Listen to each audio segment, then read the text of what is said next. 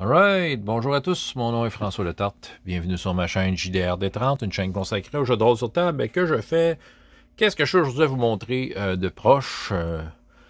Ma bibliothèque, c'est sûr que, bon, tu sais, mettons, s'inscrivant peut-être dans ma quête de savoir qu'est-ce que je veux faire de mes temps libres, c'est sûr que je me suis mis à regarder un peu ma collection et me poser des questions. Comme je disais dans certaines de mes dernières vidéos, après l'Arme des Dragons, que j'ai fait avec True20, là, je suis comme tombé dans un mode où j'avais pas de projet comme j'en ai déjà eu jadis, des projets de jeux de rôle dans lesquels je me dis, OK, je vais m'embarquer là-dedans à fond. Écoute, ce que je vous montre là, il y a de cela à peine quelques mois, je pouvais m'asseoir ici et avoir un certain sentiment d'anxiété parce que je me disais, Colin, je veux tout essayer, je manque de temps, tout ça. Là, présentement, j'ai aucunement ça. Comme j'ai expliqué, je pense que vous entendez peut-être Messengers dans le background, c'est très rigolo. Mais c'est ça. Ce que je vous ai déjà dit, en fait, c'est que, tu sais, True20, j'ai un sentiment d'accomplissement avec RPGS, l'Arme des Dragons, que j'ai fait avec ça. Et aussi All for One, tu sais, c'est ce qui s'est arrivé dernièrement, où est-ce que j'ai comme accompli, d'une certaine façon, des choses que j'ai toujours voulu faire dans le jeu de rôle. Puis, tu sais, je l'ai comme accompli, fait que ça, on dirait que je me dis, ben, écoute, c'est coché. C'est dans la case est cochée. Puis j'ai vécu ce que j'avais à vivre avec le jeu de rôle, mais non, ça m'intéresse encore. C'est juste que j'ai comme plus l'urgence de partir de quoi. Ce que je vais faire, ça va être un gros game dropping de mon étagère ici, un peu en désordre. Puis vous commenter un peu les différents ouvrages que j'ai, puis peut-être voir présentement, si j'aurais à jouer ça, ça serait sous quel angle. Écoute, peut-être un des freins à me relancer, c'est de me dire, OK, c'est de me relancer à lire des trucs pour me remettre dans le jeu de rôle, puis de me mettre à jour. Joindre l'utile et l'agréable. Bon, vous voyez qu'il manque un jeu que je mettais ici d'habitude. Là, ici, on a Rime, le cadre de campagne 5e édition, qui est écrit par, entre autres, JP, qui était avec moi dans l'Arme des Dragons. D'ailleurs, je l'utilise en fait pour quand je fais de l'animation secondaire. C'est ça, il manque 5e édition parce qu'il est dans une autre étagère. Vu que c'est couramment utilisé avec mon groupe Gros Soleil, ben comme c'est là, je le garde sous la main. Donc, ouais, ça, présentement, il y a ça. T'sais. Bon, je pourrais, tant qu'à ça, je vais vous montrer ça de Nanochrome. J'en avais déjà parlé. Je suis joueur là-dedans. J'avoue que pour un jeu Cyberpunk, c'est pas mal bien. C'est sûr, joindre l'utile et l'agréable, je pourrais dire, hey, je me lance moi aussi, Nanochrome, une petite game, vu que je suis dedans, ça m'éviterait de comme repenser au système de jeu, puis c'est ça, dans le fond, moi, en me plongeant dans le livre, ça serait bon pour une game que je ferais autant qu'une game que je suis joueur dedans. Fait que, ça serait pas mauvais, ça serait pas une mauvaise idée, en fait. Bon. Là, en passant, c'est pas en ordre de considération ou de rien. Je vais juste sortir ce qu'il y a, puis si j'ai de quoi dire. Donjons et Dragons 3e édition. Écoute, je le garde ça. J'ai un certain souvenir heureux de l'époque où je jouais à ça. Je sais que le jeu probablement me ferait gricher des dents aujourd'hui. Pas parce que, bon, il est mal monté selon certains, mais parce que, bon, c'est un certain crunch. C'est un peu comme True20 qui offrait un certain degré de complexité. Ben, je trouve que, il y a peut-être la même affaire là. Par contre, si j'aurais à le faire, j'avoue que j'aurais un projet en tête. Là, je sors une aventure que j'ai dans mon autre étage, mais je ferais ça, que je me suis procuré il y a un certain temps, le retour au temple élémentaire, du mal élémentaire. Je serais curieux de voir comment ça roule, cette aventure-là. C'est pas Temple of Elemental Evil. C'est pas l'original, c'est comme un remake de Monty Cook. C'est comme un genre de... On retourne là. Je ne sais pas c'est quoi exactement l'histoire. Peut-être que je ferai une coupe de modules. Je vous ai montré un module dernièrement que j'ai eu. Attendez, je vais vous sortir ça. Que j'avais eu en cadeau. Pourquoi pas. Que c'était le Temple of the Troll God. Bon. Peut-être que je pourrais m'amuser à faire quelques modules et voir comment 3e édition roule. Et confondre les sceptiques qui disent « Ça, c'était pas bon, c'était bien mieux 3.5. » Écoutez, ce jeu-là marchait selon moi. Je sais qu'il y a du monde... Je pense que c'est une des éditions, c'est vraiment pas la plus populaire de l'histoire, mais moi, je vais vous dire, quand c'est arrivé 3e édition, pour moi, c'était suffisant. Puis quand 3.5 est arrivé, j'ai dit, mais à quoi bon? J'ai déjà tout ce qu'il faut pour être heureux, en tout cas. Bref. Moi, je vous ai montré Rhyme que j'utilise pour des écoles secondaires. J'avoue que ça, c'est un bon cadre de campagne pour écoles secondaires. Ça a tout ce qu'il faut pour jouer du médiéval fantastique classique sans avoir à se soucier de détails, de monde plus détaillé. Tu sais, ça donne le ton. C'est suffisamment détaillé pour que ça ait une certaine cohérence. Bon, True 20, c'est pas dans les plans. Donc lui, c'est ça. Je pense pas y revenir là.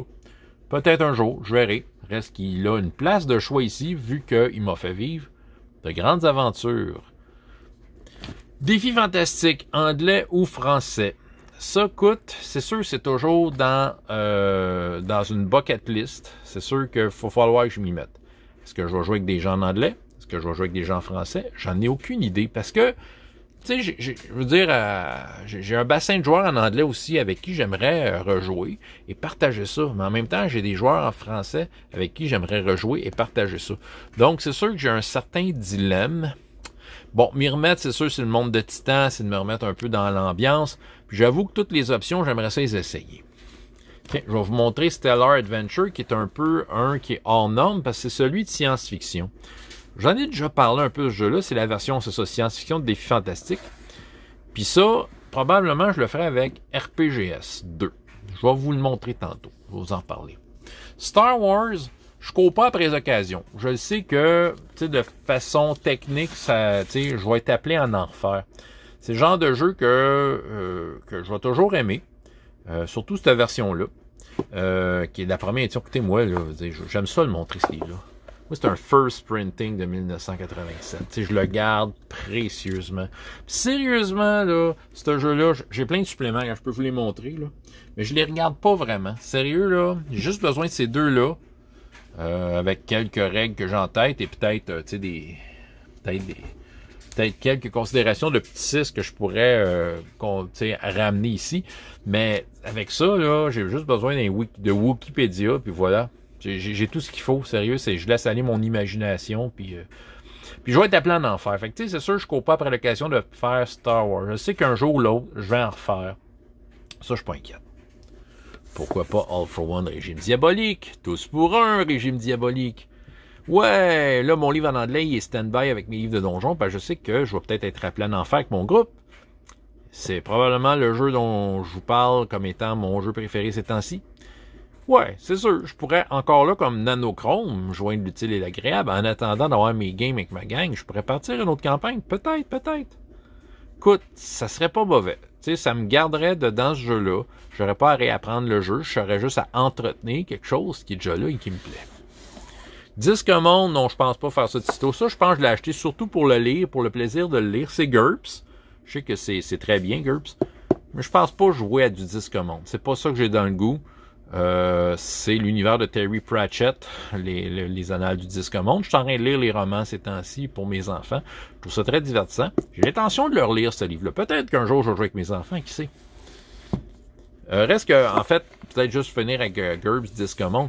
C'est ce jeu-là, c'est GURPS qui met ça en arrière. Et Disque Monde, étant donné que c'est de la fantasy dans laquelle tu peux vraiment mélanger ce que tu veux, je pense que GURPS peut être un bon jeu pour ça, étant donné la panoplie de suppléments par rapport à tout. C'est inimaginable le nombre de suppléments qui a été sorti. Puis je pense que Disque Monde est un endroit où est-ce que tu peux accepter toutes sortes d'incohérences. Ça fait partie de l'univers fantastique du Disque Monde. Si vous connaissez pas le Disque Monde, vous cherchez une série de romans classiques à lire et que vous avez jamais entendu parler de ça, là, je vous le conseille, c'est super divertissant. Voilà la version d'Elric Stormbringer que j'utiliserai, celle de RuneQuest 2. Mongoose, ok, qui est en lien avec, je vais vous sortir le livre, en fait, qui est compatible avec Legend. Un jeu à pourcentage que je trouve vraiment chouette, que j'ai pas assez joué dans ma vie. C'est assez crunchy pareil. Comparé à Basic Roleplaying, quand même, il y a pas mal de trucs cool, comme, mettons, tu sais, Basic Roleplaying, c'est le système de Call of Cthulhu. Souvent, les compétences de base, du moins dans les versions que je connais, sont déjà fixées d'avance. Mettons, tu sais, OK, t'as des attributs, là, comme force, dextérité, ces affaires-là, que tu roules au dé, ou dépendant les versions, tu mets des points. Mais souvent, les compétences sont comme à part de ça, puis ils ont des pourcentages de base qui sont bien fixes, qui n'ont rien à voir aux attributs. Mais ici, dans cette version-là de Elric, tous les attributs servent pour les compétences de base, ce que j'apprécie vraiment. Puis j'aimais ça, la façon dont les combats s'étaient faits, puis de la façon que c'était traité. Pour un jeu à pourcentage, en tout cas, il était vraiment cool. Mutant Chronicles, non, pas vraiment. J'aime l'univers. J'ai le livre de 2D20, Modifius. C'est bien cool. Cartoon Action Hour. Écoute, lui, ouais, il est dans ma liste de jeux à revoir et j'ai peut-être l'intention, lui aussi, de l'utiliser avec RPGS 2, comme Stellar Adventure. Mettons qu'il serait dans le ballot de peut-être, tu sais, peut-être voir RPGS 2 sous l'angle d'un dessin animé des années 80. C'est sûr que c'est un pensez-y bien. C'est un jeu qui est dans ma liste de jeux à revoir, à refaire. Bon, Cortex, pas tant, peut-être. Je trouve que le jeu est un peu incomplet dans cette version-là. Je sais qu'il y a une nouvelle version qui existe, mais c'est vraiment un jeu qui est vraiment bien. Mon Metamorphosis Alpha, c'est plus comme un défi que je vais peut-être me garder pour Draconis. On verra, là. On verra si je suis assez en forme pour ça. Men in Black, c'est sûr que je vais en refaire à un moment donné. C'est juste que tu peux pas faire de campagne. J'avoue que, tu sais, vouloir faire de quoi de relax, de quoi que, genre, pas de stress, Men in Black pourrait être un maudit bon choix. J'avoue que je pourrais me lancer lousse. Humanish, il est dans ma liste. Peut-être ma porte d'entrée pour le monde des vampires et tout ça. Le jeu est relax. J'avoue que quand je feuillette le livre, je suis relax. Ce jeu-là appelle à du jeu décontracté dans lequel tu traites le monde des vampires et des loups-garous comme tu le veux, sans avoir les clans de World of Darkness et tout ça. Tu t'arranges ça comme tu veux. Puis tu sais, ça sous l'aspect d'action et de super-héros. Puis tu sais, monter un personnage là-dedans, c'est vraiment le fun. Donc, je voulais vous montrer RPGS 2. Ouais, c'est vrai que ça serait le fun. Vu que j'ai réussi RPGS 1 et que le format me plaît pour RPGS 2, ça pourrait être super. J'ai nommé tantôt Stellar Adventure. Je pense que Stellar Adventure serait super pour ça. Peut-être le frein, c'est de travailler comme peut-être les... comment je pourrais dire? Tu sais, mettre à la place les extraterrestres et faire une liste. En fait, si j'abordais ça, il faudrait que je lise ce livre-là. Moi, pour être à l'aise, il faudrait que je lise ce livre-là puis je prenne des notes. Il y a telle sorte d'extraterrestre, telle sorte de vaisseau spatial. Puis je commence peut-être juste à détailler ça. J'ai pas besoin d'un jeu compliqué derrière. Et comme j'ai dit, Cartoon Action Hour pourrait être une bonne option aussi. Peut-être voir ça sous l'angle d'un dessin animé. Et c'est là que j'arrive à mon autre rangée, que je vais aller plus vite. Ben c'est ça, les suppléments Star Wars, je les ai montrés. Suppléments, j'ai un livre de donjons en français d'ailleurs. Écoute, il faudrait bien que je parle à la personne. Ça appartient à quelqu'un que je connais bien, qui a les deux autres. Peut-être je pourrais avoir la trilogie en français. OK, qu'est-ce que j'ai ici? Hey, Tunnels and Trolls, non, ça c'est sûr que je jouerais pas à ça. Je vous en ai parlé dernièrement, ben je l'ai acheté. Je l'ai lu. Je peux comprendre peut-être les gens de vouloir aimer ça. Je pense pas jouer à ça. Un moment donné, peut-être je vous donnerai des détails. OK. Ici, on arrive dans ma section Savage Worlds. J'ai toutes sortes d'affaires. Savage Worlds aussi pourrait être excellent pour RPGS 2. C'est vraiment générique. Je pense que pour la science-fiction, ça le fait vraiment. Par contre, mon frein ici, c'est que Savage Worlds, on dirait que je le sens pas comme pour être joué en ligne. C'est sûr que là, je m'attends à jouer peut-être plus en ligne qu'en personne. Mais moi, Savage Worlds, moi, l'expérience que j'en ai eue, ça se joue en personne. Puis je trouve qu'il y a quelque chose de très relié au jeu. Les cartes, les bennies, c'est l'espèce d'interaction, d'échange et le fait que ça se joue sur une map. On dirait que, je sais pas, moi, toutes mes expériences, je les ai faites en personne, puis ça a toujours été super excitant. Donc, je vise plus le en personne. Par contre, Savage Worlds, tu peux faire n'importe quoi. J'avoue qu'il y a un setting ici que je vous avais déjà parlé, que j'avais acheté. Cartador. Swashbuckling Science Fiction. C'est un mélange de KPP et de science-fiction. Je vais commencer à lire le setting. Je trouve que le livre est bien organisé. À mon goût, du moins. Puis, écoute, je trouve que c'est tellement Savage Worlds comme proposition. Ça, c'est quelque chose qui pourrait m'intéresser. Remarque que ça pourrait être bien autre chose aussi. Système D6. Bon, conte de Noël. Ouais, ça, je vais le faire d'ailleurs cet hiver à la bibliothèque. Ceux qui sont de Saint-Hyacinthe, je fais du conte de Noël à la bibliothèque. Pack Horse Library. Je sais que c'est pas le jeu où tu vas te faire attaquer par des gobelins. C'est basé sur quelque chose d'historique qui a vraiment existé. Des bibliothécaires à cheval dans le Kentucky dans les années 30 qui vivaient quand même dans le réel, des aventures pas ordinaires, en fait. C'est le seul jeu que j'ai avec une thématique très réaliste. Je serais curieux de l'essayer. C'est sûr que je ne ferai pas de campagne avec ça. Mais je me suis informé sur l'histoire. Puis c'est plus une curiosité que d'autres choses. Je pense que je voudrais voir si le jeu le fait. Est-ce qu'on est capable de un peu vivre... Est-ce qu'on est capable de vivre à travers ce jeu-là ce que ces femmes-là, et ça a l'air quelques hommes aussi, vivaient à cette époque-là? C'est sûr, un jour, si je l'essaye, je vais vous en parler. Quel autre jeu? La Frontière. Ça, lui, il m'intéresse. Lui aussi, ce serait pour une campagne, juste pour voir que ça a l'air. Une traduction du Grumpf, mais c'est un jeu à la base qui est en anglais. C'est un jeu, évidemment, où la violence est en vedette. T'as des guns là-dedans, comme ça se peut pas. Puis ça se passe comme sur une planète qui a été abandonnée. Puis là, les gens sont pognés là entre eux autres, entre factions qui s'attaquent pour essayer de se voler, puis il y a des espèces de créatures extraterrestres. Tu sais, c'est un mélange de toutes sortes d'affaires. Ça peut faire penser à Walking Dead, ça peut faire penser à Mad Max, ça peut faire penser à toutes sortes de trucs de science-fiction, là. Moi, La Frontière, ça m'intrigue, je vais l'avouer. Bon, Legend, je vous l'ai présenté. Coureur d'orage, ouais, ben je l'ai essayé un peu, peut-être qu'un jour, mais tu sais, c'est pas tant dans ma liste, pas si haut que ça dans ma liste. C'est pas mal ça. C'est sûr que ici, j'ai la boîte d'initiation de la Réveil de la Force. Peut-être avec mes enfants, je pourrais l'essayer. Je suis curieux de voir un peu avec les dés Edge. Je sais qu'il y a du monde qui te capote là-dessus. Moi, tu sais, j'ai pas encore été envoûté par l'idée, mais j'ai ce kit-là que j'avais offert à mon fils. Il l'a pas essayé, mais je pourrais l'essayer avec eux autres. Je suis sûr qu'on aurait beaucoup de plaisir. Sinon, en PDF, j'ai Cœur Vaillant, qui semblait être un genre OSR intéressant, avec une certaine flexibilité qu'on ne trouve pas nécessairement des jeux OSR. Ça pourrait être intéressant aussi.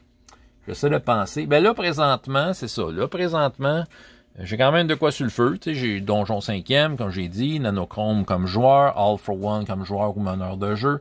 Comme meneur de jeu, je joue à Labyrinthe avec mes enfants, le jeu de Jim Henson. Jim Henson's Labyrinth, c'est pas mal bien. Hero Kid s'en vient, Tranchon et Tracon. Je vais avoir aussi du Sorcière et Sortilège. Un jeu de Pierre Saliba, c'est mon collègue qui traduit du Hero Kids avec moi qui a fait ce jeu-là. Un jeu qui a une approche bien différente. Je l'ai proposé à la bibliothèque par curiosité. Bon, ça étant dit que je vous ai fait un peu, là, pour le fun, un topo de ma bibliothèque, de quelle façon j'aborderais les différents jeux qui pourraient m'intéresser. Encore là, j'ai pas de choix de fait et peut-être je serais surpris, je vais peut-être me retrouver avec un jeu que j'ai même pas dans ma collection et qui va faire l'affaire. Pour venir à RPGS, ouais, peut-être petite parenthèse, et oui, je pourrais prendre le système des 6. Tu sais, ça serait facile, petit 6. Mélange de petit 6 et le système des 6. Ça, il faudrait que je vous reparle du mélange entre le système des 6 et petit 6 que je pense éventuellement faire. Mais ça, pour moi, là, tiens, peut-être finir avec ça, le petit 6 et, tiens, je vais prendre le livre générique du système des 6.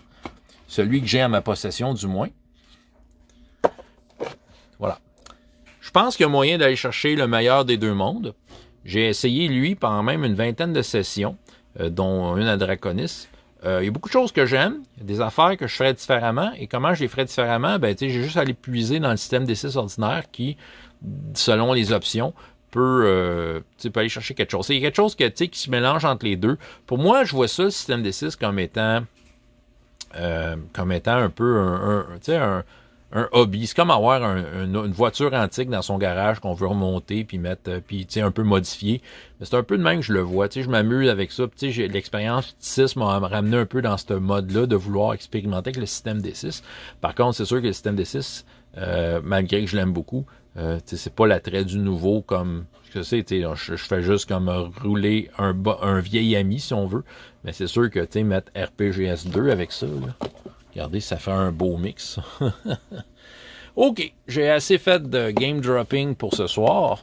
Questions, suggestions ou quoi que ce soit, gênez-vous pas. Donc, François Letarte, JDR des 30, et jusqu'à la prochaine fois. Il y a autant de plaisir dans la vie que dans les jeux. Au revoir.